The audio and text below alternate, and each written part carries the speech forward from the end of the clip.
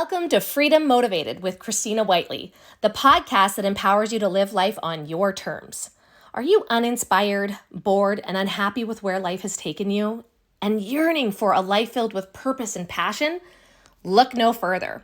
We are here to ignite that fire within, to awaken your true potential, and to guide you on a journey towards absolute freedom. Join us as we delve into the minds of incredible entrepreneurs and freedom leaders from very different backgrounds with incredible stories. Be inspired by their resilience and learn from their challenges they faced along the path to success. These are the brave individuals who fight every day to awaken people to the power of self-responsibility and who inspire them to create a life they are absolutely in love with. Each episode will explore the concept of conscious income creation, building a business or creating a career that aligns with your unique skill set, purpose, values, and belief system. Discover the strategies, tips, and invaluable insights shared by our guests as they guide you towards making a living doing what you love. It's time to break free from the shackles of conformity and embrace the freedom that awaits. Are you ready to take control of your life? Are you ready to step into the life you've always dreamed of? Then welcome to Freedom Motivated, the podcast that will ignite your spirit and unleash your potential.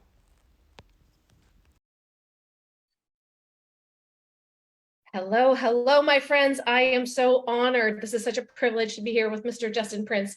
You're going to hear his story very shortly, but I wanted to share with you what an impact this man has had on my life. I feel that there's always these moments of divine intervention that come in and they drop people in front of you.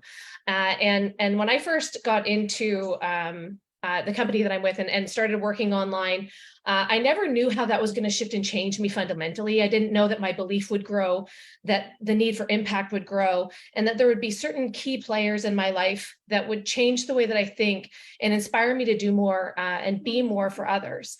And Justin was one of those people. I remember going to my first event, and I think there was only like 1,500 people there. And I know that you are continuing to put on events for people. So Justin's going to talk a little bit about his book today and also about the events that he puts on, because if you have an opportunity to be in front of this man in the room, you must be.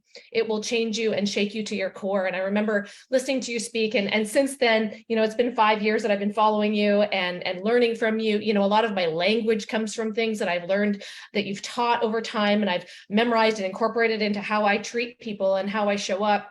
And I think that there are very, very special people in this world that are meant to do more and to lead. And Justin is one of those people. He's got multiple 8-figure businesses. Like, this guy is a freaking rock star, and he's one of the most humble and caring people. The gift that he has is if you are in a room of thousands of people, he can make you feel like you're the only one there. And that is such a gift, Justin. So without further ado, it's not about me, it's about you, my friend, and what you've been up to this year. I would love for you, if you're okay with it, to share your story. I've heard your story multiple times, but I think it's so important for people to understand where you came from. You see all the success online and you always get to see the highlight reel, right? But like, where you truly came from, and what did it truly take to get here? Because we're in this like instant gratification culture where it should have happened yesterday. And like, to hear what you've been through and how you've grown is so impactful for those that are just starting out. So will you please share with us? Yeah, my goodness. First of all, it's such an honor to be on with you. I feel like you're going to be the keynote speaker at my funeral if you keep saying all these nice things. But I think so highly of you. I was telling you before we started that you're one of my favorite people, and it's just such an honor to be on with you. And I appreciate all the value that you add, both through your podcast and just what you do, with your life in general. So what a cool time to be on with you.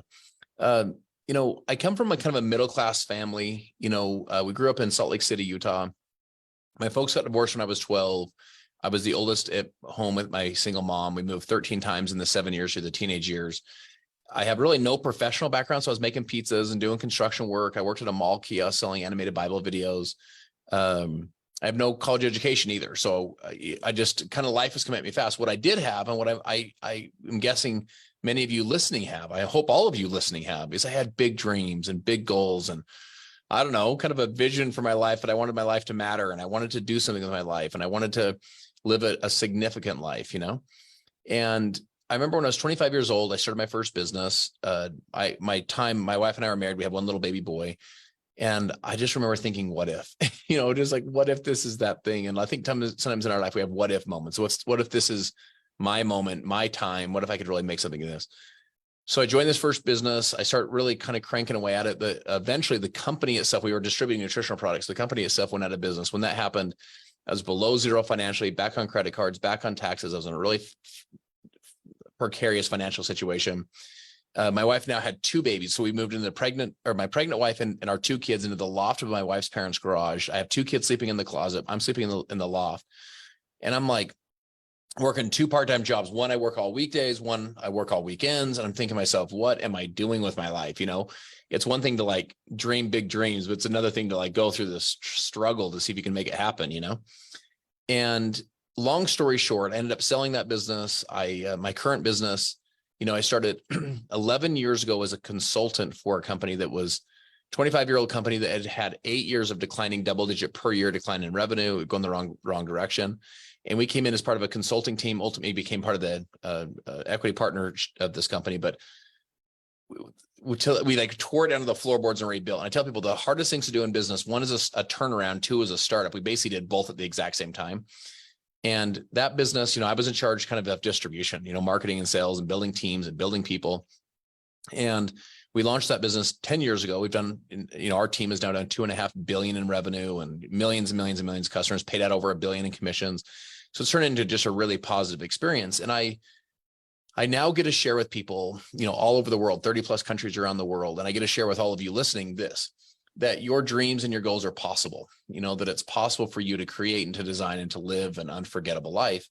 And to me, that's where the book came from. So, you know, I wrote a book called Be the One. And the concept is really 2 parts. First is it's not become the one, you are the one. And when you realize who you really are, success is an identity process and you'll never outperform the way you see yourself. And so if you think about your parents and your grandparents and your great grandparents, and you go 12 generations up that line, it was 4,094 people over the last approximately 400 years that came together to create you. You know, you are the one. You're the one that they lived for and bled for, cried for and died for. You, this moment, this breath that you're taking is all a gift from these people.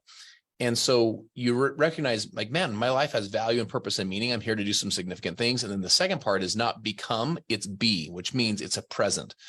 So I didn't want to write a book that was just motivating. I wanted to write a book that was practical and tactical to teach, to help people to be the one. I was on a podcast earlier today and the guy goes, dude, I'm going through your book. And he's like, every single chapter, like they all stack upon the previous chapter. And he goes, every chapter can change your life. And I was like, that was how the book was designed. So when you stack those, you know, that's when the book is literally one of the most impactful books you'll ever read. So that's kind of where the concept came from, is to help people to know how to be the one they were born to be today. Now, it sounds like you have done so much work to get to where you are. And we've got to kind of shine the light on, I'm sure that it wasn't, you know, simple all the way, right? There was different times in your life, there was different struggles. And it's so funny because I relate to you having your kids in the closet as we're looking at having another baby. And while our house is being built where we are, we're living in a 3-bedroom condo. We went from a 10-acre hobby farm with a beautiful home in Canada. And we gave that up because we had some values and belief systems that we wanted to uphold about our family. There are things that we truly, life experiences that we wanted to give our daughter. There were things that we truly wanted to stand behind. And so we decided to choose a different path. We decided to choose a different adventure, but that doesn't come without struggle, or it doesn't come without challenge in those places, right? And so what would you say to people that are going through those periods of doubt, right? Because, you know, you talked about the generations that there are. And for me, you know, I was also raised in a blue collar family. My husband, his mom and dad were divorced when he was really young. He moved a million times, you know, through his childhood, and has a very similar story to you.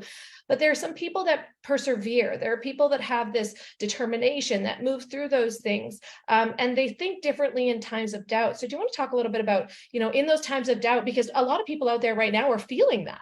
They're feeling this doubt. They're feeling how difficult things are right now, and that it's a bit of a struggle for them and their family, even though they've done everything right. And so is that something that you can shed some light on a little bit? So I teach a 3C success loop in the book. And the way I want you to think about it is each C leads you to the next C, which leads you to the next C, which leads you to the first C. So it's a loop, it spins. And so as you start to live this, you can literally change your whole life in 3 months, 6 months, 12 months, a year, 5 years, 10 years, because you can start to spin the loop. Well, the first C is confidence. And so we're going to talk a lot about doubt in this. You know, what do you do if you're feeling a lot of doubt? But just to kind of get you into the loop, it's confidence. The foundation of success is believing in yourself. And it's hard to get everyone else to believe in yourself if you won't believe in yourself. And I want you to know something, my friends. People who believe in themselves invest in themselves. The fact that you're listening right now and you're investing your time, I get that this podcast is free. I understand that, but you're investing time, your most valuable resource, in investing in yourself, in your improvement, in your mindset, in your skill sets. You wouldn't do that if you didn't believe in yourself. So you have a baseline of confidence. The confidence leads to commitment.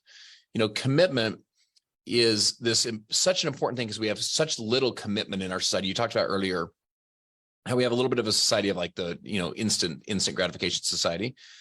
And where there is no confidence, there is no commitment. Think of it this way. How much commitment would you have to an exercise program that you had no confidence was going to work?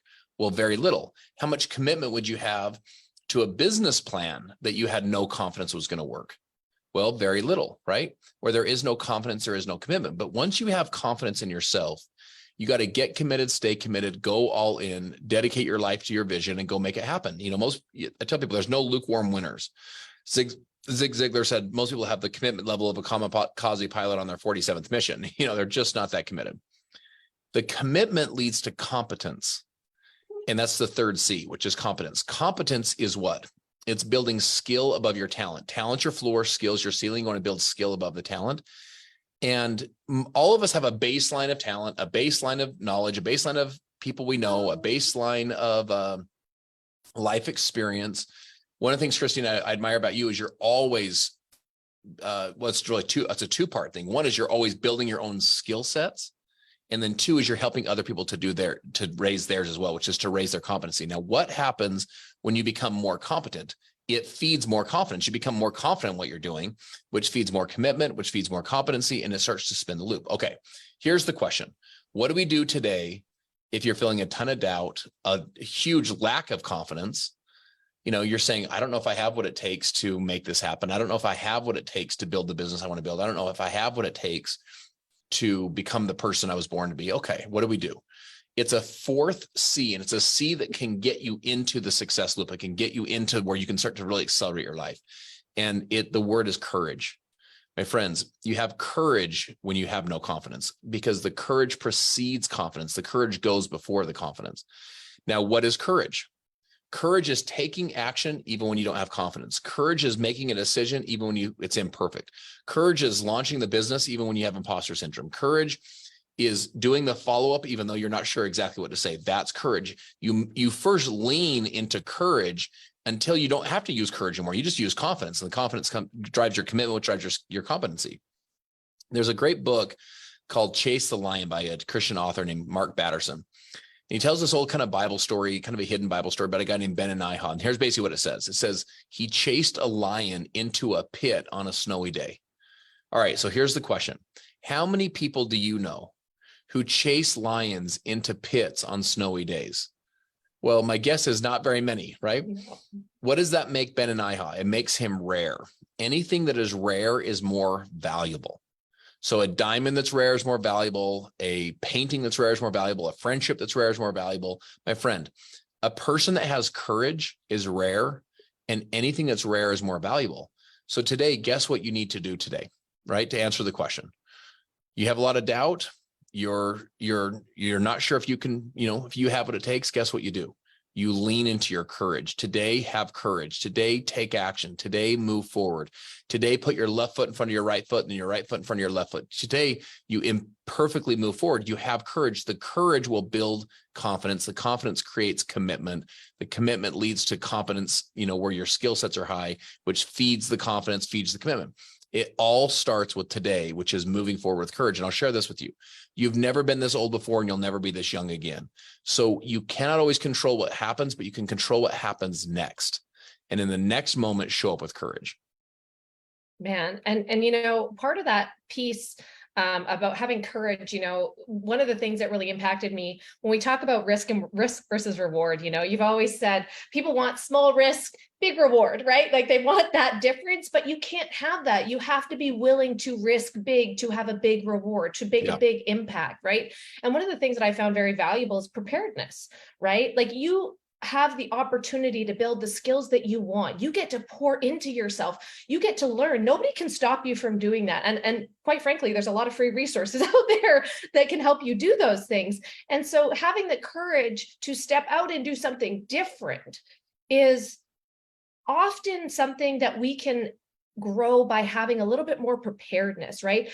I always say with my husband and I, we take calculated risks, right? We do a little bit of research. We look down the path and how do other people react? What are we going to do to react? What's best for us? A lot of people out there are doing what the masses do as opposed to doing what's truly best for them and their families, right? And so, one of the pieces that I think is so powerful is, why is your message coming out now? Why do you feel that it is imperative that people are the one now? Yeah, so it's such a great question. We have an epidemic in our society we have the highest suicide rates we've ever had, specifically around young men. We have the highest anxiety, depression that we've ever had, in the history of both our country and really around the world. And you say, so what does that have to do with be the one? My friends, success is an identity process. We talked about this earlier. You'll never outperform the way you see yourself. If you see yourself as a loser, you're not going to show up and play like a winner. If you see yourself as a winner, you're not going to roll over and quit like a loser would. James Clear wrote the book Atomic Habits, and there was two boys. And the first boy, one of the boys stole the candy. And they said to the first child, did you steal the candy? The little boy said, I didn't steal it. Said to the second child, did you steal the candy? And the little boy said, I don't steal. So I didn't steal that particular piece of candy. That's an action. I don't steal is an identity. And over time, you'll be consistent with the way you see yourself. When you realize that your real identity is you're the one, you're the one that the last 4,094 people have lived for, bled for, cried for, and died for. You realize that your moment matters. And you also realize that you're the one that if you'll be the one today, you can create, design, and live an unforgettable life where future generations look up into that lineage and they say, it was him. It was her. She's the one. She's the one that broke the chains, the generational chains of abuse. It stopped with her. Or the addiction, it stopped with him. Or the financial principles that set our family free, it was my great-great-great-grandpa, or my great-great-great-grandma. And they're telling your story. You lived a life that's unforgettable to this heritage. And when you realize that, and you have a book that's a tactical roadmap to get you there, that to me I was like, man, we got to get this in people's, get it in their hands, because it's a book that will transform not just your life, but your kid's life and your coworker's life and your team's life and your neighbor's life. It's a book that you can create literally a global movement where people realize who they are. And you can say to your kids before they leave for school, say, hey, baby, come here. I tell people, don't be more urgent, be less casual. So instead of just say, all right, see you later, you look at your son or daughter in the eye and you say, listen, mommy loves you. Daddy loves you. You know who you are, right? You're the one. You're the one that's going to change everything in our life. Your life matters. You start pouring this messaging into these kids, and that's the way you change the world, because one person can change the world. One of these kids that's going through all this stuff, by the way, it may not just be the kids. It may be you yourself listening. You may be saying, hey, it's not the kids, it's me. Well, listen, your life matters. One person making the decision. So Christina, the word decision is an interesting word because it comes from the Latin. Decision meant to cut, and the D meant off. So when they created the word incision, an incision cut in and a decision cut off. What does it mean? It means you come up to a moment of your life and you make a decision, in this example, to go right. Well, what happened? You cut off all possibilities of going left. As you listen to this word today, my friends, here's what I want you to think about. Every decision you've ever made your whole life, every single decision you've ever made, put you on this podcast right now, listening to this conversation. You made an appointment to be here. And again, you can't always control what happens, but you can control what happens next, which is you can make the decision to be the one that changes it forever for your family. Oh, I love that thought. And it's so interesting. So I've had the blessing of having centurions in my family on both sides. So my great grandmother lived to be 104. My other great grandmother, 103. I have a 94-year-old grandmother now. And it's so cool because she's totally with it. And we have these incredible conversations over time. And often you're misunderstood. If you're the one, often you can be misunderstood in your family, right? They're like, what is she off to, or what is he off to? And I got to tell you, if you commit to your vision and who you are becoming, there will be this moment in time, and come back and tell me the conversation that you had, because there will be this moment in time where it all comes together. And about 6 weeks ago, I was having this conversation with my grandmother. And she said, I never understood where you got your drive from. I never understood where you got your big personality from. I never understood where you had these big dreams come from, because I think she worked a total of maybe 3 weeks in her whole life and then raised children, which, by the way, is one of the most important jobs that I'm going to circle around to. Of course. Right. So, but she did this, and she said, but Christina, I'm just realizing now that was your calling. And I said, Grandma, that was the voice of the Holy Spirit inside of me. That's the voice that kept telling me to do more and become more and work through the things that were difficult and keep moving forward, because I was made for more. I know that I was made for more. There's this mission inside my heart that I cannot stop. And so I know that it can be misunderstood. I know that it can be overwhelming. I know all of those things, but the fact that you now see that in me, that's what matters. Like, that's the conversation that'll come full circle. And so this is what I was going to move into, which you segued into beautifully. This morning, I was scrolling through Facebook and I saw a picture of you and John Maxwell and your son.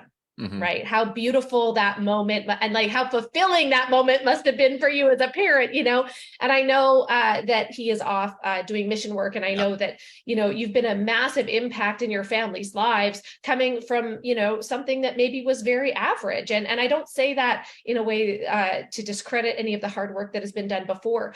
But it's a huge mission in my life to make parents realize that if they stay the same and they don't change, like, they're the role models to their kids. They're the ones that are watching us day in, day out, and those conversations before school, and the conversations before you go to dinner, or the conversations that you have in the car or the walk home, like, those are all so impactful. So tell me about how living this way has impacted your children.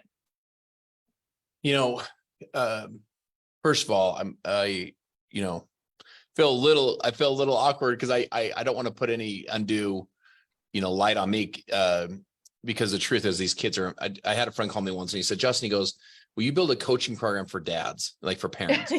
And I was like, okay. He's like, no, he's like, I'm dead serious. He's like, I'm dead serious. He's like, I'll pay you the money. Just tell me when it is. I want it. Like, I have these young kids. I want to raise them right. And I said to him, I go, listen, man, it's only 3 steps. I could take the whole coaching program into 3 steps. He goes, okay, what's that? I said, number 1, marry Missy. That's my wife. Yeah. I said, step 2, have amazing kids, and step 3, don't blow it. Those are the 3 steps. So I'm super blessed to have amazing children, and I'm super blessed to have an incredible wife, for sure. What I would share with you is this. My son right now is 19, and he's actually living in Eastern Kentucky doing some mission work, as you referenced. And so someone asked him once, they said, hey, Isaac, what's the biggest thing you learned from your dad? Or what was the biggest lesson he taught you, or something to that effect? And he thought about it. He's a really introspective kid. So, put some honest thought into it. And he said, you know what? He goes, I've heard my dad say a lot of stuff. I've heard him speak on stages, whatever. He goes, it was none of that stuff. He goes, do you want to know what it was? He said, it was his example. He said he never told me to do stuff he wasn't doing, and what I'd share with you is this, the essence of leadership is example. So in our homes, our kids need to see that we have courage. Don't tell them to have courage. Show them courage. In our homes, don't tell them to go chase their dreams. Go chase your dreams.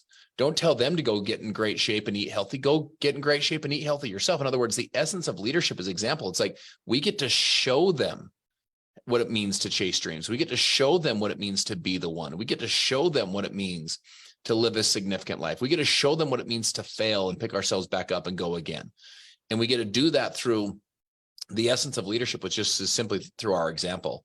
And that's what I would encourage you to be thinking about as a parent, right? Is to say, would my kids, when someone asks, hey, did your mom chase her goals? Did your mom chase her dreams? Did your mom have a good attitude?